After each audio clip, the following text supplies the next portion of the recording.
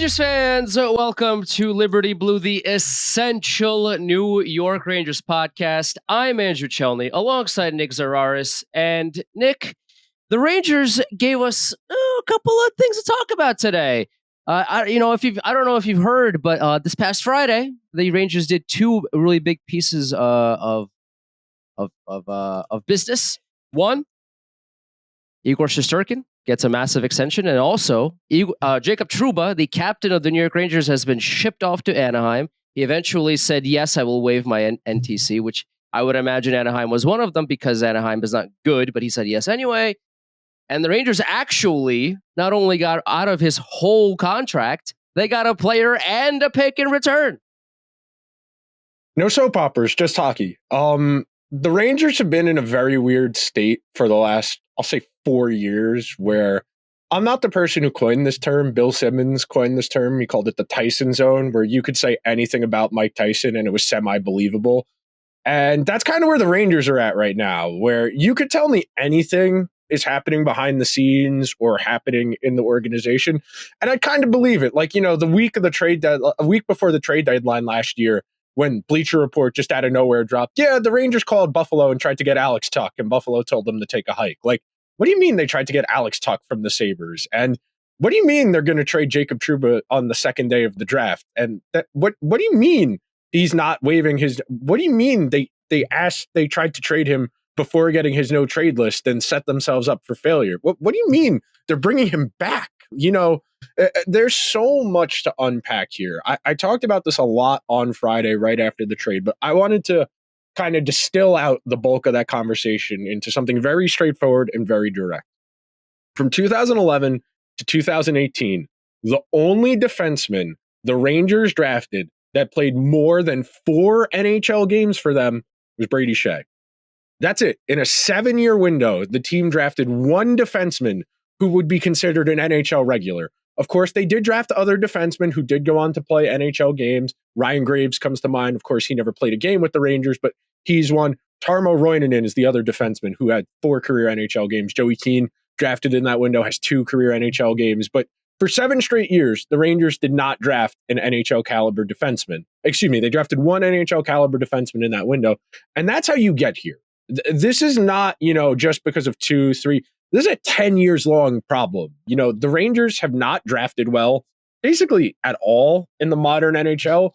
And that's why they are in these positions where they constantly are overcompensating. I want to talk about the 18-19 offseason, but they are constantly overcompensating to try and find what they think they're missing. And it's why, and I've used this comparison before, it always feels like the Rangers are running from fire to fire, putting them out, as opposed to preventing the fires in the first place. Like, oh, there's some rags on the floor, there's kerosene everywhere. Maybe we should clean this up, as opposed to, oh shit, the building's burning down. Maybe we should try and put this out. Because that's kind of what it feels like. Here's the thing, right? The circuit extension is massive, and this, I never took any stock in you should just start Joe the quick. But he's, first of all, he's like 60 years old. Can we relax on that? One, and two, that was one of, if not the biggest question heading into next offseason, because if Shesterkin walked, who you getting? Whomst? Are you getting me? Are you getting Nick to do the goaltending for you? Who is going to step in and be the starting goalie for the Rangers? So that piece of business was so important that they got sorted out. That's great. Trouba getting traded should have happened in the summer. And I understand that they did so much PR. They did a lot of walk backing. They did a lot of, he's still our guy. He's still our captain. He's still this great individual. And again, I have to say this a lot when talking negatively about a player, but I'm not going after Trouba. I'm sure Trouba, the individual, is a really nice person. Like, by all accounts, he's nice with the fans. He's nice with the media. He's a good guy off the ice. On the ice, he was a net negative for the New York Rangers. And leadership-wise, I tweeted this, when it was going down on Friday, that he did a lot of theater for them, like the helmet toss and the fighting and all these things and the chicken winging. But tangibly, when he's supposed to be defending, which is the primary objective of a defenseman. I have to reiterate that he could not do it well. And that is how you ultimately evaluate how a player plays for your team, whether you're a fan, a general manager, what have you. Hey, the person's number one job is to stop pucks. Are they good at it? Yes or no? Can they defend their own blue line well? Yes or no? Can they score a lot? Is that their primary objective? Yes or no? Jacob Trouba ultimately could not defend. And so, to offset that, he chicken wing players and he was very theatrical on the ice. That was his style of play as a New York Ranger. And ultimately, it just didn't work out for him here. And again, the fact that it's so unfathomable to me that Steve Yzerman called Mike Greer and said, we have Jake Wallman, who by all accounts was not even bad in Detroit. He was good. He called Mike Greer and said, not only can you have him for free, we will give you a second round pick just so you can take him and that full contract. But somehow Chris Drury had an $8 million third pairing defenseman that he had to move because it was that bad. And then Anaheim said, not only will we take that full contract, we'll give you Urho Vakanainen and a fourth round draft pick for him. I love the NHL, Nick. It is such a beautiful place to be. I frankly do not understand at points. And I understand that Pat Verbeek is in a very, I don't want to say he's not quite on the hot seat yet, but they're going on 7 years without a playoff appearance, going on 8 without a playoff series win. Eventually they need to start showing some tangible signs of progress. It's one thing to draft all of the guys they've drafted over the last handful of years. I like some of the Pat Verbeek draft picks, but eventually you do have to start winning hockey games. And the Ducks are in a very weird situation where they are continuing to bolt players from other organizations onto their team to buy some instant credibility to kind of stave off the dogs, for lack of a better expression. Adding Gudis and Strome and Killorn and Vetrano and now Trouba to augment, Mason McTavish and Troy Terry and Zegras and Leo Carlson. They have drafted guys that are interesting and tantalizing, but until you are able to show meaningful results from those guys and you continue to buy short-term fixes, you still aren't addressing your fundamental issue. You're not signing Ryan Strome because you're in a great position as a franchise. You're signing Ryan Strome because you need a stopgap 2C to play with some of these young guys so they don't get their teeth kicked in. And that's what I want to circle back to as far as talking about Trouba and his tenure. The Rangers in 2017, 2018, and 2018, 2019, they took it on the chin. They got their teeth kicked in over and over and over again. They trade JT Miller, Ryan McDonough, Rick Nash, Matt Zuccarello, Kevin Hayes, all in a 13-month window. And you don't want to be drafting the guys you draft and put them on a team with minimal or little talent. 2017, 2018, they go into the year with McDonough, Stahl, Shea, Nick Holden, Kevin Shattenkirk, and Brendan Smith. The year after that, it's Brady Shea, Neil Pionk, Mark Stahl, Kevin Shattenkirk, D'Angelo, Brendan Smith. They recognize 16-17 is the first time they take an honest look and they're like, we're kind of old and we're not that good in 2016, 2017. That's why they do the step on for D'Angelo and the pick trade. And then the year after that, they go to Shea, Trouba, Stahl, Lindgren, D'Angelo, Fox. In one offseason, they overhaul half their defense. And of that overhaul, they had to trade for all three of them. They traded for Trouba, they traded for Lindgren, and they traded for Adam Fox. But what did they do in that year too? Well, we can't be paying Brady Shea $5.5 million for the next 4 years. We have to trade him. Okay. You get lucky that Adam Fox is a lot better than you thought he would be, because ultimately, and I still stand by this, I think if the Rangers knew he was going to be this good, they probably don't trade for Trouba in the first place, because they did not understand what they were trading for when they acquired Jacob Trouba. They saw a power play one quarterback on a really good team. That 2017-2018 Winnipeg team is one of the best teams of the last 10, 15 years in the regular season. Ultimately, they lost to Vegas in the conference final after a brutal second round against Nashville. But the Rangers have had this issue for most of my adult life where they get decent enough guys in-house. And it's a matter of finding, how can we get, this group over the edge? You could go back to 2011, 2012. They lose to the Devils in that conference final. So what's their solution? Well, we need more top-end talent. We don't have we don't have a Kovalchuk. We don't have a Zach Parise. We go trade for Rick Nash. But in doing that, we lose our depth. So what do we have to do? We trade Marian Gaborik to get depth back. And you end up you go down the trade tree and you go through the history, and it's really easy to understand how you get here, because you don't end up in a position where you sign a guy to the extension the Rangers did Trouba and then trade him 4 years, 5 years into the extension if everything's going well.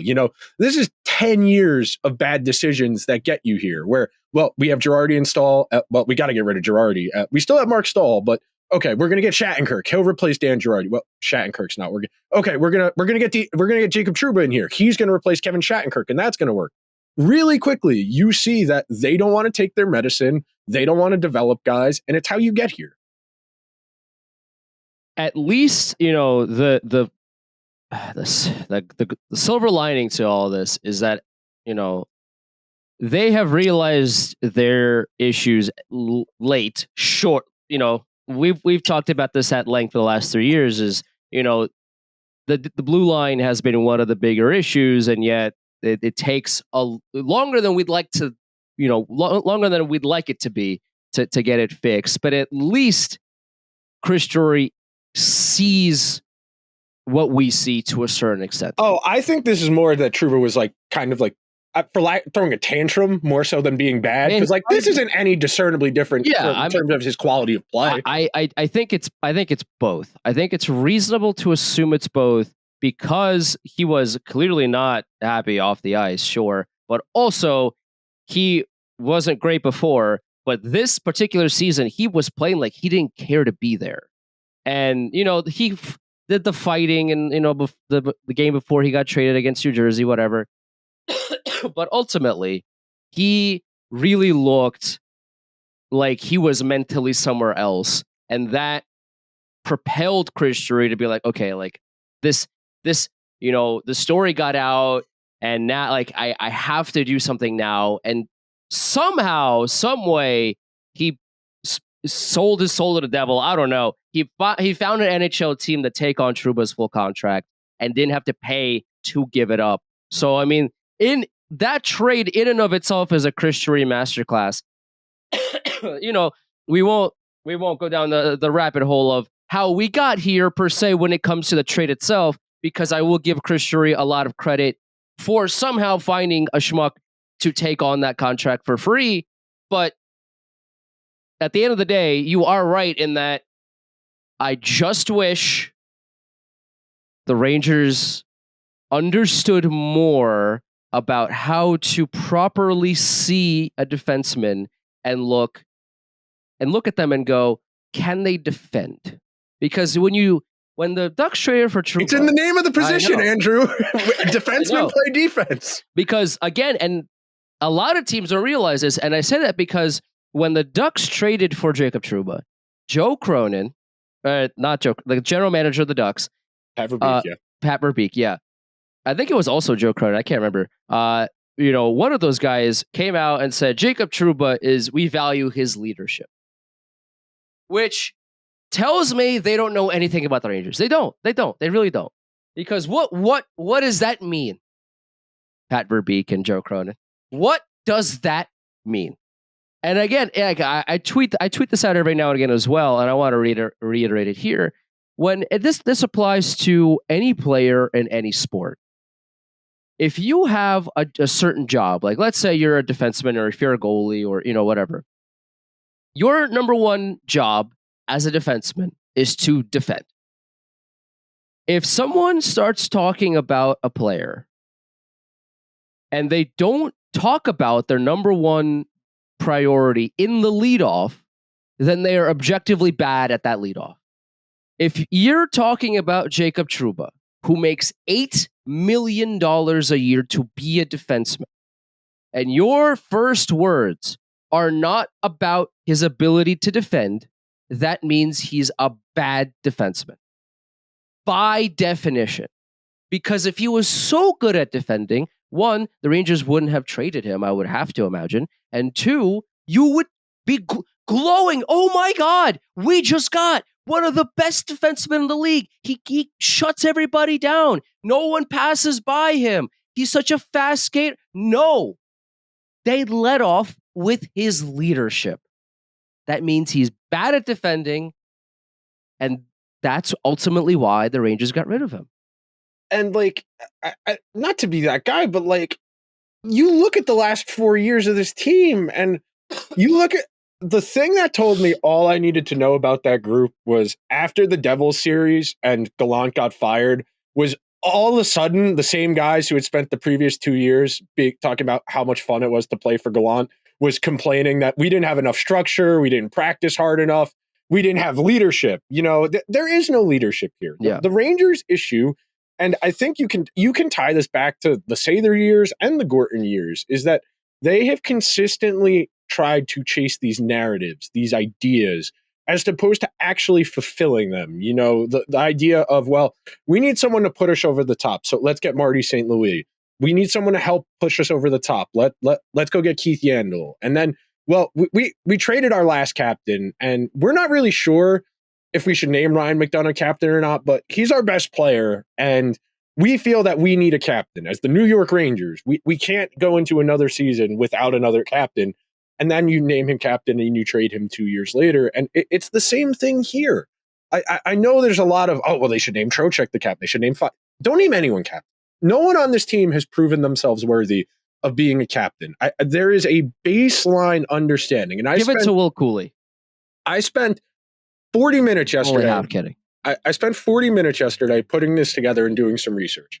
Of the 32 teams in the NHL, only 7 are captained by players who are not drafted by that team. 2 of those are the expansion teams, Vegas and Seattle, so we can disqualify them. So 5 of the 30 teams have a captain they did not draft. The Anaheim Ducks, who are in a rebuild. The Chicago Blackhawks, who are in a rebuild. Minnesota, Jared Spurgeon was an Islanders draft pick in like the 7th round. That was, you know, that's an outlier. And really, and what's it called? And at a certain point, you know, you have to look at this. Oh, and Jordan Stahl. That was the one I couldn't think of because he was a Penguins draft pick originally and he's the Carolina captain now. But for the most part, you name a veteran from another organization your captain if you are in that rebuilding period, because you don't want to put too much pressure on a young guy. You know, Bedard will eventually be named the captain in Chicago. I imagine that one of these young Anaheim guys, whether it's McTavish or whomsoever, eventually gets named captain, whatever. The Rangers... Zegers will be a great captain for a different team. Hey, man, for a hot second there, I thought Chris Drury turned chicken shit into chicken salad.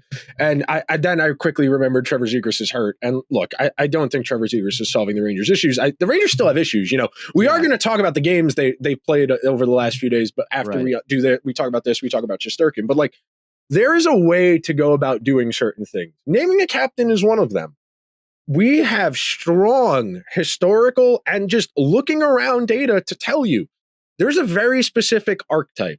You are either a top 10 draft pick who has a really strong amateur pedigree, or you are an extreme outlier. You know, you're Adam Lowry, you're Anders Lee, you're Mark Stone, you know, you're a day 2, day 3 pick in the draft who really outplays their coverage, for lack of a better word. The Rangers continuing to do this with guys who, A, aren't good enough as players, and then B, don't have the mentality. You know, this is an issue. You know, the Rangers have talented, gifted hockey players, but being talented and being gifted is not the same as being a leader. And it's very clear, based on the way this group operates, they need a vocal leader. They need somebody who can corral this group and keep it on the tracks when things get difficult. Because it wasn't Jacob Trouba. You know, if it was, you know what wouldn't have happened? 3 years ago, Georgiev wouldn't have had to punch Tony DeAngelo in the face if there was a good leader on this team. Because somebody would have pulled Tony DeAngelo aside at some point in the previous 3 years and said, hey, man, knock it off. I know you're frustrated, but you keep busting his balls, eventually he's going to snap on you. You know, the Tom Wilson game, if this group really was about that action and had a good leader, and look, I know Trouba and Kreider were hurt, they weren't playing in that game, but that's something that's in you. You know, if you have strong leadership, things get handled. You know, as much as shit is going badly in Boston right now this season, I don't have any question that Brad Marchand knows how to get something out of his group. I never felt like Jacob Trouba was either going to make a play to help the team win a game or do anything discernibly helpful. You know, that's the biggest thing. The Rangers want a captain, and that's why he did the performative nonsense. You know, I saw more than one person being like, I'm thankful somebody showed they care, blah, blah, blah, blah, blah.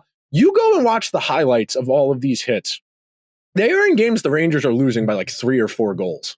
You know, it's one thing if you want to say it's 1-0 and he's trying to get the team going.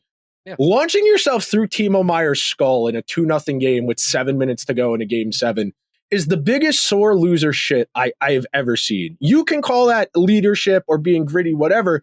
Make a hockey play. Right. At a certain your point, team is down 2 goals. Maybe you should go help your team score 1. Seriously, like, what are we doing here? Anybody who ate the cheese on the performative nonsense. The game he threw his helmet, he was on the ice for 3 goals against until he lost the game for them. Yeah.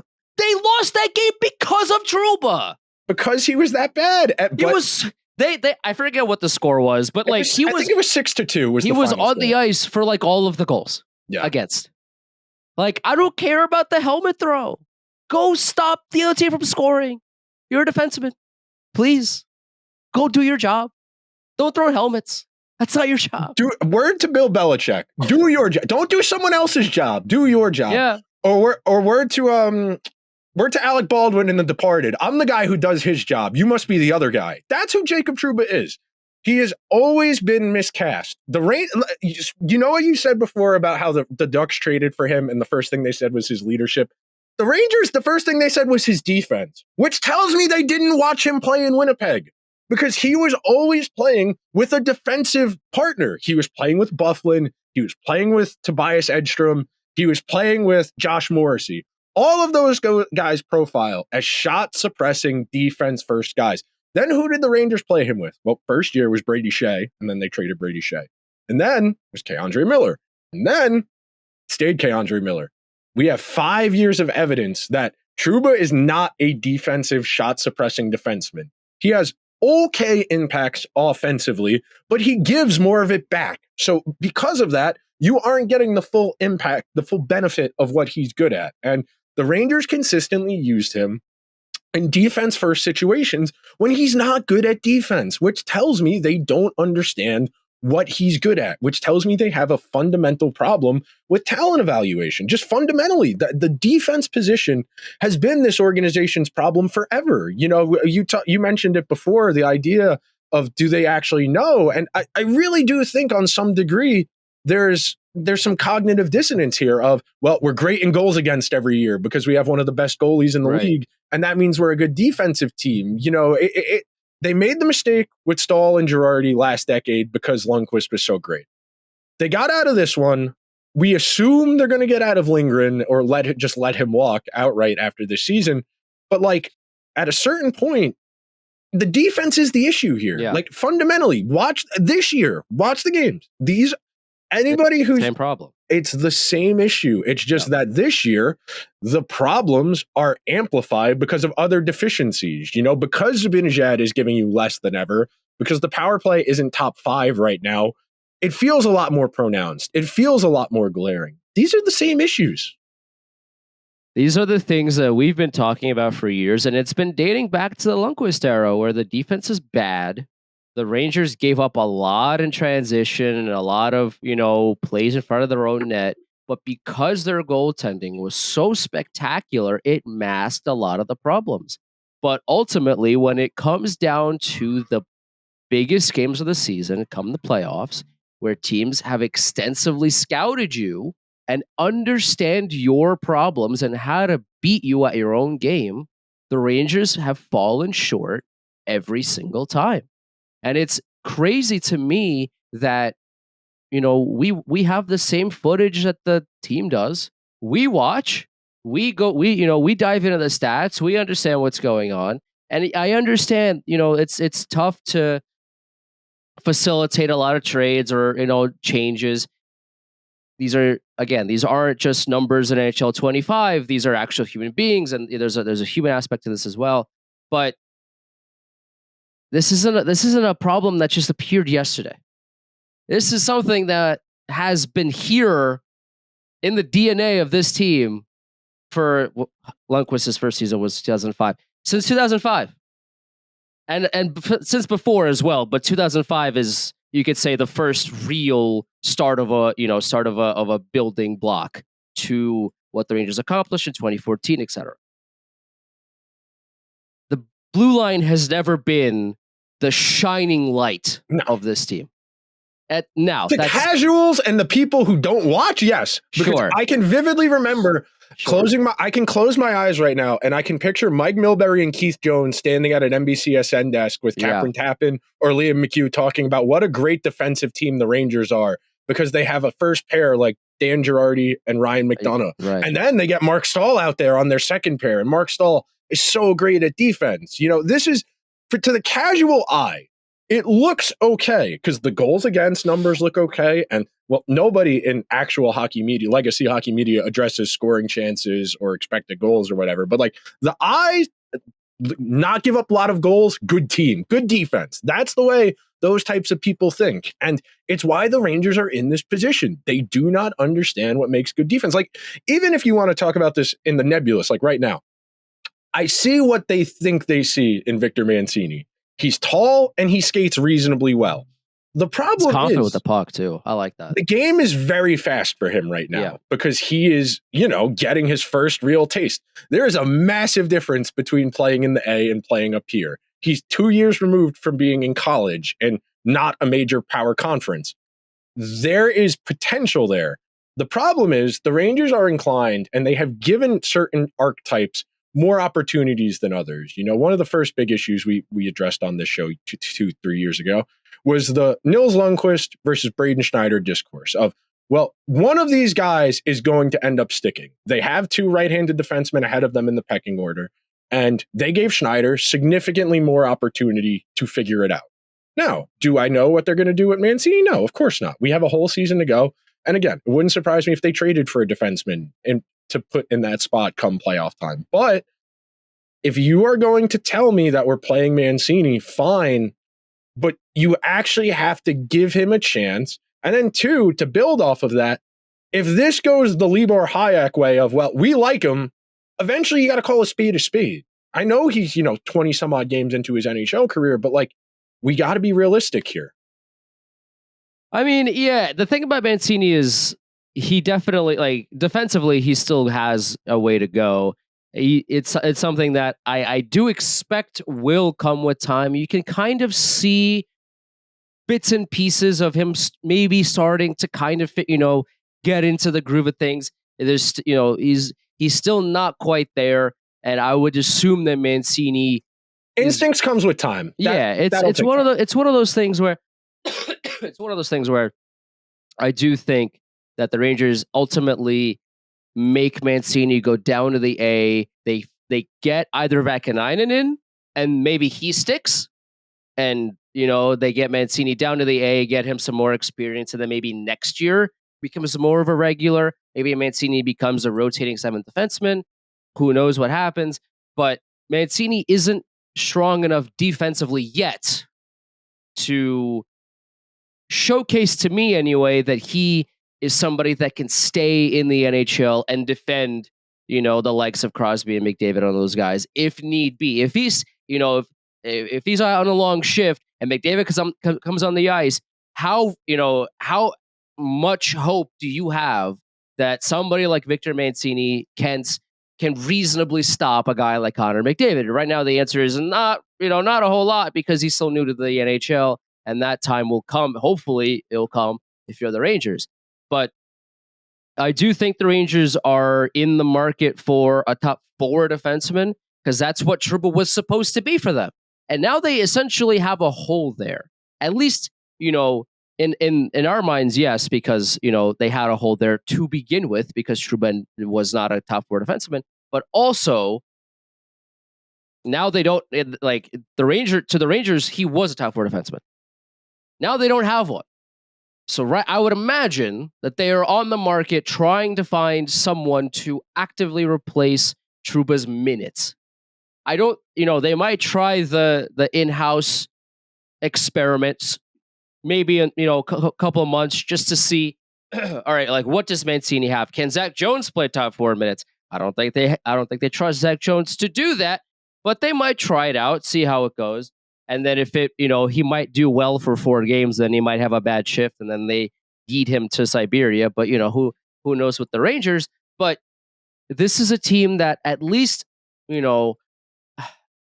they have started to understand now.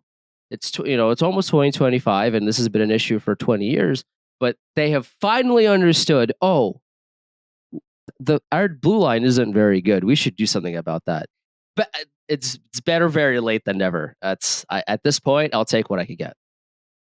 All of this was avoidable to some degree. And yes, I think that's the biggest frustration for a lot of people. Like whether you were out on Trouba as early as we were, whether you were out on Gaudreau or whomsoever they've exiled over the last handful of seasons, the problem is they gave guys too many chances to figure it out. Like after the way the last 2 years went and the way stuff went in the summer, any logical person would have told you, you can't bring this guy back. Not even in terms of play, in terms of the morale, in terms of the vibes, you bring that guy back in after clearly telegraphing to everyone else that you don't want him to be here anymore. And it's going to disrupt the way things go. And as much as everybody can be professional and turn it on and off when the cameras are there and they have to talk to the media, on a fundamental level, I can't exactly blame Trouba for moping and pouting because I too. But the thing that frustrates me about this and why I have a little less empathy than maybe some other people is they wanted to get you out of here. They offered to get you out of here. Yeah, you said no. And you said no. And I'm sure there was more than one conversation at various points between June and last Friday of like, is there anything we can do to make this work better for you here? Sure. Because I'm sure at some point there was a sit down of, look, we wanted to try and do this. It was disrespectful that the way we did it, and we shouldn't have done that. I would still like to try and make this work. If that's not doable for you, I understand that. Let's try and find something that does work for you. I know I read reports that his agent was involved with trying to kind of, for lack of a better word, find a recruitment, find somewhere for him to land that he was happy to. And look, it's over with. It's done with. Getting rid of Trouba does not fix all of their problems. No. It does not solve the team's problems. They still need to play better defense. They still need to score more consistently. Trouba wasn't on the ice in last night's game against the Kraken, and they played no blew defense. It so egregiously hard that, again, trading Trouba is a step in the right direction. It ultimately makes the team better. It removes a distraction, because of the whole summer situation. But until the Rangers figure out, hey, by the way, we should defend players that are trying to score. It's really not going to fundamentally change this team. Oh no, I'm giggling because I'm reading Ottawa Senators owner Michael Landuler on recent report that the Rangers were targeting Brady Tkachuk and soft tampering, and the Rangers said this is an irresponsible accusation and we defer to the commissioner's office. Come on now. Are we calling a Larry Brooks column tampering? Like, is it real? Like, obviously, every team in the NHL would like to have Brady Tkachuk on their team. He's a good hockey player. He's very good at hockey. If I write an article and say I would love the Rangers to trade for Connor McDavid, is that tampering? Like, that's kind of what we're saying here. Like, sure, and look, we all know there's tampering. We all know these people back channel to each other. Pretending that this is some affront to or disrespectful is ridiculous. Every single team, if presented with the option of making the team better or maybe being a little ethically gray, is going to make the team better. For all of the hand-wringing, well, he negotiated a limited no-trade clause. He should have had a no-move. I hate to be that guy, but you could have taken $500,000, $1 million less money And you could have got the full no move clause, so you wouldn't have been put on waivers. As as much as, yes, in the spirit of a no trade clause, the Rangers kind of got around it, but they did nothing that the NHL does not currently allow. If he went on waivers, I don't know if anyone would have claimed him. I mean, I imagine the Ducks would have if they were willing to pay a draft pick and a player to acquire him. But like, Tampa Bay won 2 Stanley Cups and then did this to Ryan McDonough. Ryan McDonough was actually good for Tampa Bay during those windows when they won those championships. Marc-Andre Fleury won the Vezina, and the Blackhawks and the Golden Knights did this to him. At a certain point, the agent made a graphic. Yeah, with the backstab. Yeah, like, guys, it's not just the Rangers. Also, the funny thing about this whole ordeal, and I tweeted this out when it happened too, was Kevin Weeks was talking to Trouba on ESPN Plus, and the question was something along the lines of, what there were reports about the Red Wings wanting you, and what would you have felt playing for your hometown team? And Trouba really skirted the question. He didn't really answer it, and then he said, is that report true? Is because don't believe everything you hear, something along the lines of that. And Kevin Weeks' response was, "Oh, it's true. I checked." And then Trouba doesn't say anything, and it's an awkward. Trouba comes off very unself-aware at times. He often seems like he thinks he's a lot better at hockey than he is, and I don't know. I don't know. Well, Jacob, we know. We know. Yeah, you might not, but we know.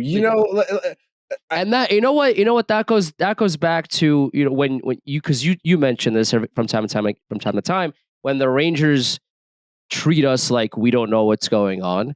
That was a prime time injection of that from Jacob Trouba.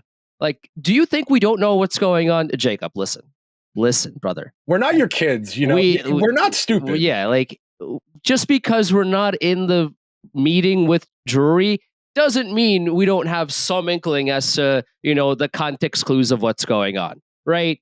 You don't have to lie to us and say the Red Wings were never involved in trying to get you when Emily Kaplan said it was happening. Friedman said it was happening. Even on Friday, the conversation was, the Red Wings the Red Wings are in the mix and all.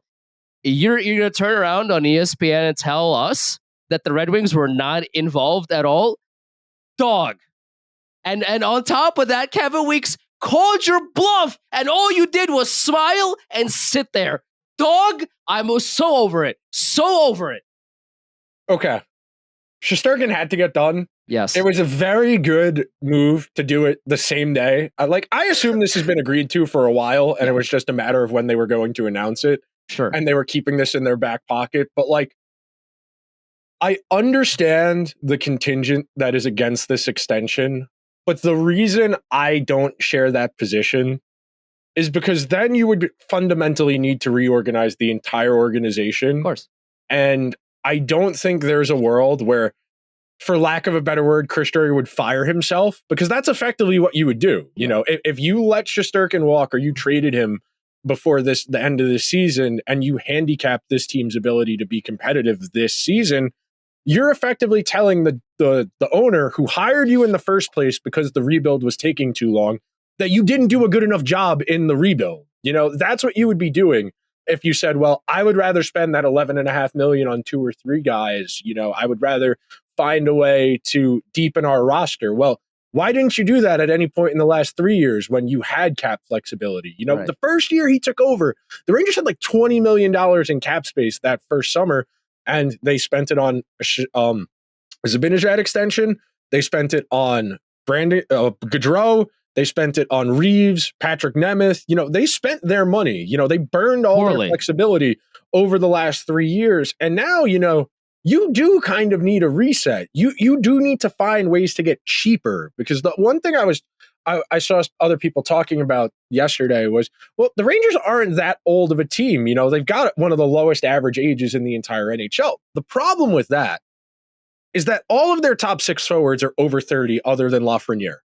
Other than Lafreniere, every other one of their top 6 forwards is over 30. Now, if you want to say Perot is a bankable top 6 guy, okay, fine. I'll give you that. So you got 2 guys for your top 6 under the age of 30 going into next season that you feel reasonably confident in.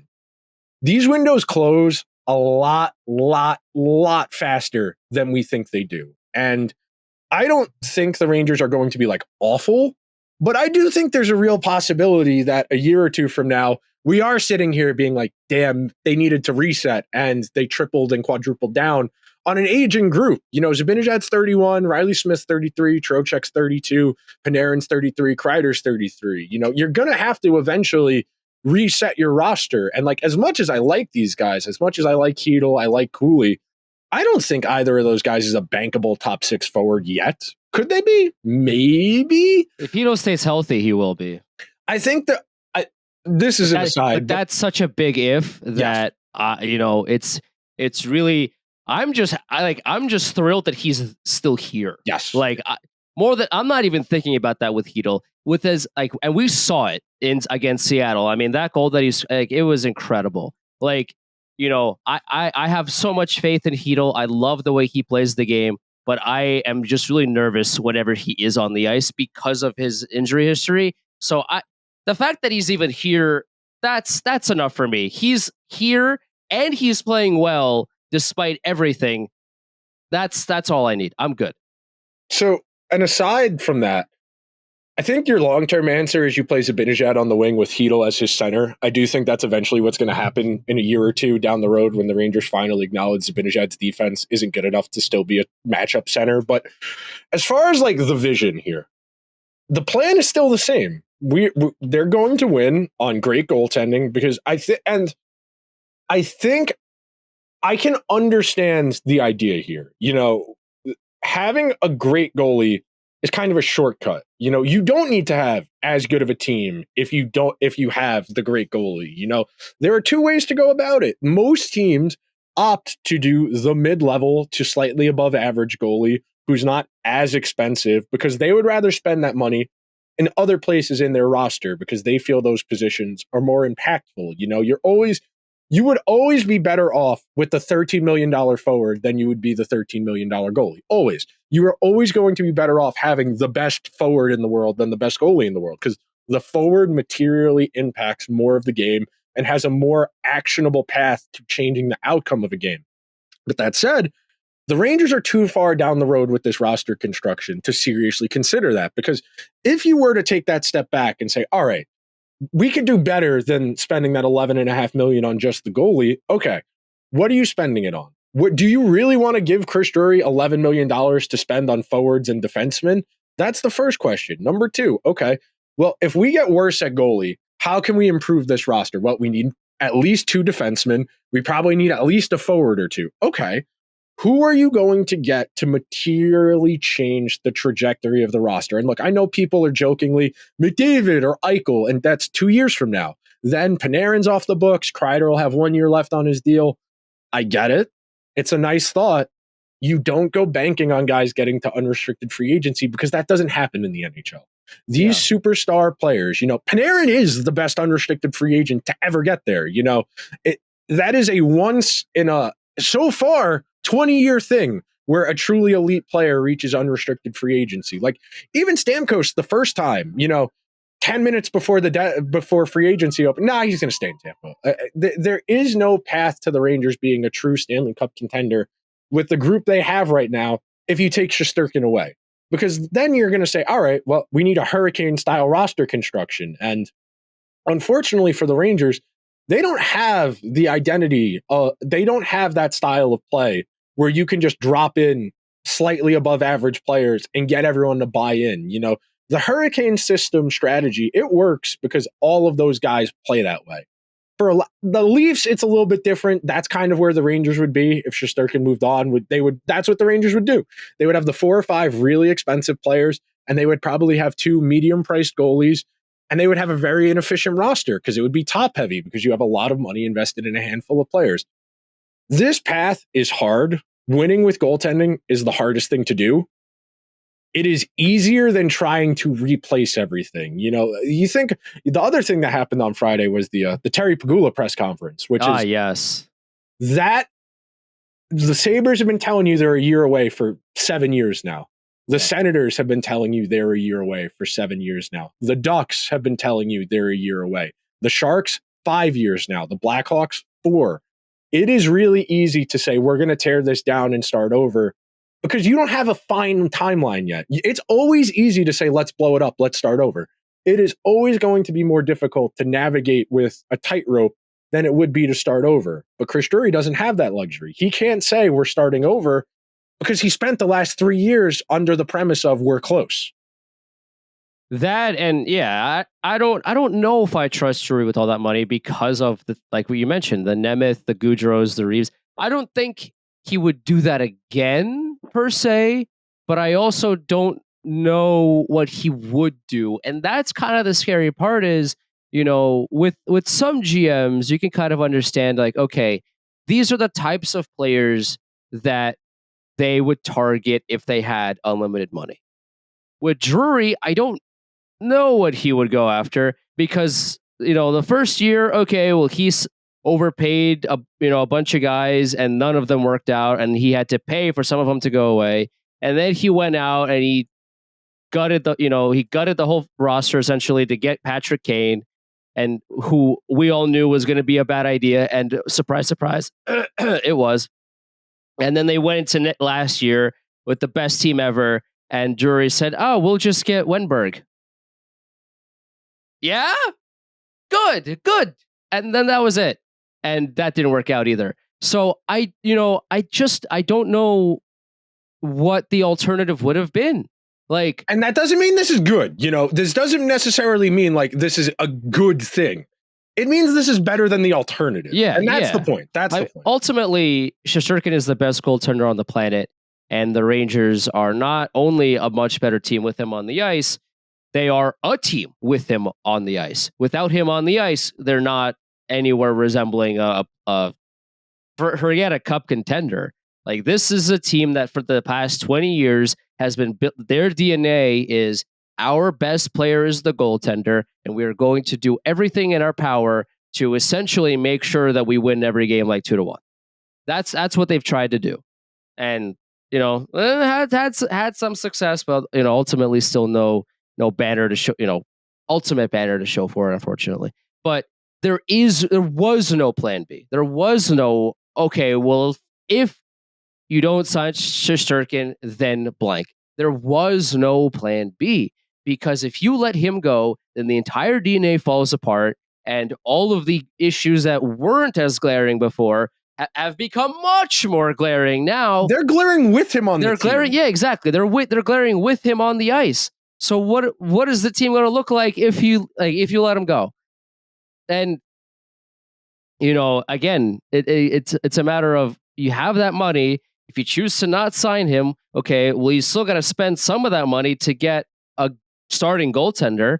You're not going to give it to Jonathan Quick. Okay, if you want to let Quick walk, let's just say, for example, and you now trust Dylan Garand, who's by all accounts been playing really well in the AHL. And also, Jonathan Quick is 39 years old. If Jonathan Quick, let's say, retires, and it's Dylan Garand as the backup, okay, well, now you need a real starting goalie that'll play like 60 games, because Dylan Garand's a rookie. Like, he didn't even play against Seattle because they didn't trust him. They wanted Quick to do it. I thought he was going to play tonight, but Igor apparently is going to play. So. No, Igor said, "Listen, honey, I know you got a newborn. I gotta carry this godforsaken team, because if without, like, did you see the Seattle game? No. I'm sorry, but I gotta be there." I vividly remember the first year Lundqvist was retired. He was at a UFC event, and I think that was the first time I genuinely saw him smile in a long time. Because this drains the life out of you. It does. This is not an easy job. Every single time Shesterkin goes on the ice, especially in the playoffs, he's telling himself, "I give up 2 goals, we're probably losing this game." You go into that series last year against Florida in the conference finals, and he knows he needs to be the best player on the ice or they're not going to win. That is a really difficult line to walk and a really difficult headspace to occupy for an extended period of time. Goaltending in this league is very fickle. It is very hard to find good goaltending. The Rangers are extremely, unconscionably lucky as far as the path they've walked over the last 15 to 20 years. Because you look at a lot of these places, sure, there's always going to be the Cam Talbots of the world in free agency every year who bounce around. You can always find a backup. You are not finding a bell cow starter in free agency. You might be able to trade for one, but why is that team that clearly needs a goalie, because every team needs a goalie, going to willingly trade a quality goalie away? That happens. Rangers should just acquire Connor Hellebuyck. I mean, come on. How hard could it be? At a certain point, it doesn't even become a matter of how good can you make the team. It's a matter of, can you stop the bleeding long enough can we be passable so that every year around the deadline, we can bolt on a few pieces and we roll the dice? Because right now, it's so early. It's early December. We've got 4 months till the trade, 3 months till 3.5 months till trade deadline, 4.5 months to the playoffs. There's a lot that still needs to happen over the course of the next few months as far as where the Rangers are going from here. There's a lot to kind of unpack and figure out, but the most obvious is guys got to play better defense. I mean, and that's not just the defenseman. That's everyone needs to be more active in participating in defense. And that's something we've been saying for 4 years now. Until you get the Zibanejads and the Kreiders of the world to play better defense, why are they the matchup line? Why are they out there against the other team's best players with Miller and Trouba if they're not good at defense? Right. If you are going to try and do that, the hard matchup idea, you need that defense to be there. And, Seattle's not exactly a world beater. That's one of the most average hockey teams in the entire world. Sam and Joe, throughout the entire third period, were like, hey, guys, by the way, the Kraken can't score. And they're scoring on every shot. Hey, the Rangers should do something about that. That's the TLDR of the entire third period broadcast. The Kraken scored. Now, again, one of them was empty net, whatever. Kraken scored 7 goals. And the entire 20 minutes, Sam and Joe were like, hey, this team can't score. What is happening to this defense?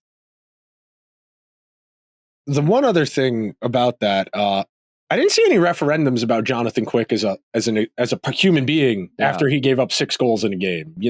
Every single, and that's going to be the most annoying part of this, is that every time Igor gives up 2 goals quick for the next 7 years, we shouldn't give him the contract, because that's how sports work. I know. It feels like we've kind of reached a breaking point in the discourse where there are just some people who they're so set in their opinion that it doesn't even matter what really happens. It's just a matter of repeating that opinion over and over and over and over again until it kind of reaches a semblance of permanence. And the one last thing I wanted to hit on before we get out of here, they still need to play better. Fundamentally, as much as the last week has been an exhale, we're keeping this on the tracks. The season's not entirely off the rails. We're still not exactly out of the woods here.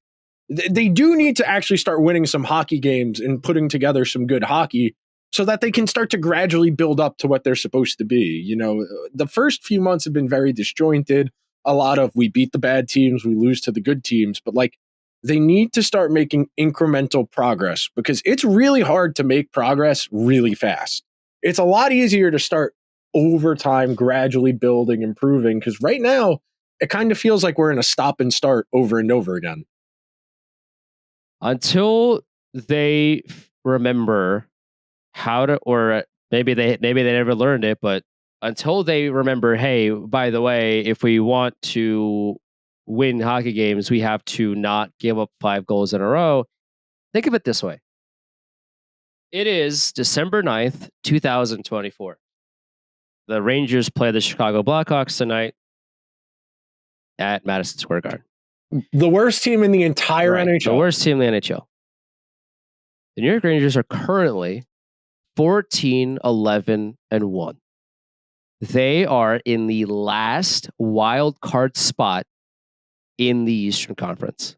Right now, and the Rangers have played 26 games. Right now, they are tied with the New York Islanders, who don't have, they are one of the teams of all time, roster-wise. They also have 29 points. They cannot hold the lead to save their lives. Give them a lead and you will win the game. That's how the Islanders play. They have 3 more games played. They are 11-11-7. They, by the way, are tied with the Rangers in points. It's only been 26 games for the Rangers. There's 60 more games to go. But if you don't change something, sooner rather than later, and you don't start banking points now, if you don't win against the bad teams, then you need every point you can get in this league. The lead in the Eastern Conference with the top 3 is only getting, more. The Capitals right now are 19-6-2, winning every game under Spencer Carberry. With no Ovechkin. They are the best team right now in the Eastern Conference with 40 points. New Jersey's right behind them. Carolina's right behind them. The Lightning, who are not nearly as good as they have been, are still better right now than the Rangers. They have 30 points. They have a game in hand on the Rangers as well. So at a certain point, if you don't figure it out sooner rather than later, if you figure it out, with 30 games left, you're going to have to win 28 of them to make the damn playoffs. This was supposed to be the cup contending team of the season.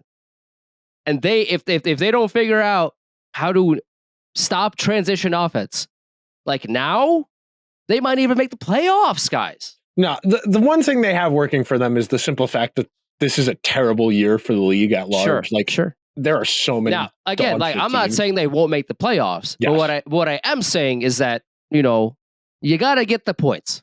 You have to get points. Like, realistically, of the teams behind them, the Islanders, Flyers, Penguins, Blue Jackets, Senators, Sabres, Red Wings, Canadians, all of those teams are outright bad. Yeah. Like, the Rangers don't even have to play that good, and they'll stumble into a playoff spot. I know. They're what? The one thing I want to see, for the love of God, please, please, please, keep Miller with Fox. We'll figure out the rest. Give me one functional defensive pair. I think Jones and Schneider are more than adequate, as I would play them the second most minutes, but I know that's not going to happen. But I need the Rangers to keep with what's working and try and fix what isn't, instead of changing everything. That's really been my big gripe so far this year, as far as the day-to-day roster management stuff is. We had really good stuff for 2-3 weeks to start the season, and then the injured guys came back, and that kind of tanked all of the underlying number success, and it very quickly became a referendum on the goaltending and trying to win on just goaltending. Lindgren was hurt, and the Rangers played their best hockey. Yeah. And then he came back, and, I don't want to blame it all on Lindgren, obviously. Not like he's been a positive for this team defensively either. And the Rangers, I would have to imagine, are they going to move him or let him walk at the end of the year? But, why not just go back to what was clearly working before?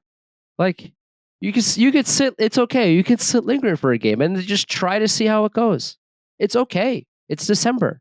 You can try these things out and not have, pitchforks at your office. Like, it's okay.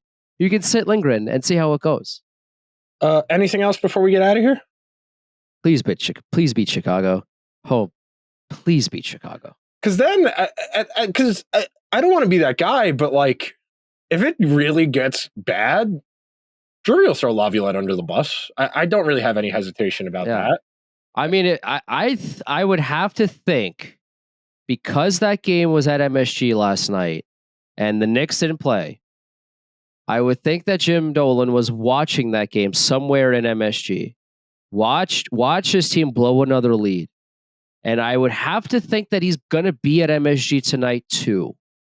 So if the Rangers can't beat Seattle, and if they can't beat the worst team in the league, I would have to think that Dolan is I don't know what he's going to do off of that, but he's definitely, he's going to have thoughts. Let's just say that. He's gonna have semblances of a plan going forward. All right, that'll do it for this week's edition of Liberty Blue. Oh, one last thing. I just thought of this. Yes. I'd like to send a word of support to our friend Sam Rosen for having to differentiate between Connor Bedard and Brett Berard tonight. I know that's going to be a challenge. Yeah. It's a challenge for me. I've definitely said Bedard more than once when talking about Brett Berard. So. Also, really quickly, we got a comment earlier from somebody, Dimitri on YouTube chat, who was watching from the Cayman Islands. I mean, you're on vacation, you're listening to us, and we appreciate it, man. Thank you. that'll do it for this week's edition of Liberty Blue. Make sure you're subscribed wherever you get your podcasts. If you happen to be listening on Apple or Spotify, throw the show a 5-star review. If you're watching over on YouTube, hit the subscribe button, hit the alarm bell, get notifications whenever new content goes live. If they fire the coach, if they shoot someone out of a catapult, we'll go live. If not, we'll talk to you guys next week. Later.